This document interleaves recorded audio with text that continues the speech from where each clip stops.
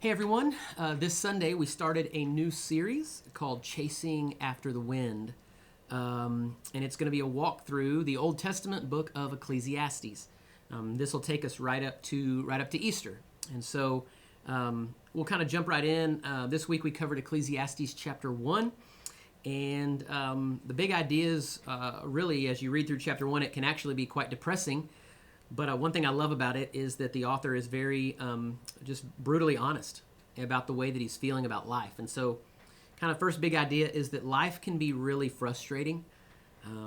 Number two, Solomon was a man who had it all according to the world's standards. And yet all of his pursuits left him feeling rather empty. Number three, the writer of Ecclesiastes seems to recognize and understand that the world is broken, but didn't really have any answers for how to fix it. Number four, ultimately, Jesus comes hundreds of years later after this is written, and he brings, of course, the solution with him.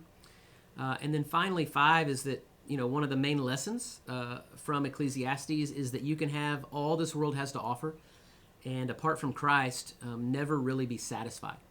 And Solomon's life really shows us that through all of his different pursuits. And so, again, we covered chapter 1 this week and some questions for your small group. As always, what was most interesting or encouraging to you this week? And then what was most challenging or raised some further questions for you? And then three other questions. Number three, so the author of Ecclesiastes is clearly frustrated by life. And a simple question, but, can you relate to the way that the author feels? And if so, in what ways? Or maybe you can answer this: what is most frustrating to you about life? What frustrates you the most about life? Question number four: do you sometimes think that if you had more blank, that you would be more happy? And then what goes in the blank for you? What is that thing that you think if you had more of it, it would make you more happy or more fulfilled or more satisfied?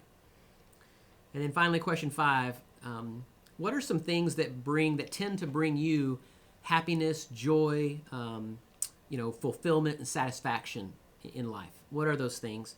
And then how do we, or how should we, as Christ followers, pursue those things? How does our pursuit of those things look different, maybe, than people of the world and their pursuit of those things? All right. So take some time and discuss that. As a group. The action step this week was to find a regular and consistent avenue through which you can serve others. Again, this month we're doing a big serving push at the Vista. Hopefully you have found a place that you can serve. And so looking forward to the series. We'll see you next week. We'll cover Ecclesiastes chapter 2 next Sunday. Hope you all have a great week.